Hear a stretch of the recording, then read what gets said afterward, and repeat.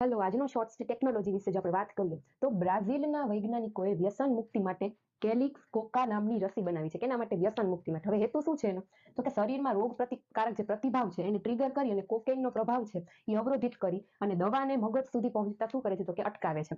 હવે આ પ્રક્રિયામાં શું થાય છે? તો કે કોકેઇનના જે અણુઓ છે એ વધી જાય છે. એના કારણે મગજમાં રિવોર્ડ સેન્ટર એટલે કે મેસોલેમ્બિક સિસ્ટમ એક ભાગ છે મગજનો, એમાં જવા માટેના અણુ છે એ બહુ મોટા થઈ જાય છે. એટલે જે લોકો કોકેઇન લે છે એ લોકો શું કરે છે? તો કે એની ઈચ્છા જ છે એ અનુભવી નથી શકતા રસીના કારણે. બરાબર છે? એટલે ધીમે ધીમે એનું વ્યસનનું ચક્ર છે એ તૂટતું જાય છે, કેમ કે એ લોકોને કઈ ઈચ્છા જ નથી થતી. અને બીજું શું? તો કે પશુ પરીક્ષણ કર્યું હતું આ લોકોએ આ રસી માટે. ઉંદરમાં એને રસી લગાવી હતી. તો ઉંદર કહેવાય છે કે ઉંદરનું ભ્રૂણ હતું, તો ઉંદરના ભ્રૂણને પણ આની કાંઈ અસર થઈ નહીં. એટલે કે રસીની અસર ન થઈ, કે આડઅસર થઈ નહીં. અને આ રસી છે એમાં સક્સેસ ગઈ છે. કોકેઇનથી ઉંદરના ભ્રૂણને રક્ષણ મળ્યું છે, કોકેઇન અવરોધ કરીને. બરાબર? એટલે કહેવાય છે કે હવે આગળ છે એ હવે માનવ પરીક્ષણ માટે પણ આ રસી છે એ સંક્રમણ થઈ ગઈ છે. એટલે હવે આગળ જતા પગલા શું લેશે? તો કે માનવ ઉપર હવે આ રસી છે એ પરીક્ષણ કરશે. અને ગર્ભવતી જે લોકો વ્યસનીઓ છે એ લોકોને પણ આ રસીથી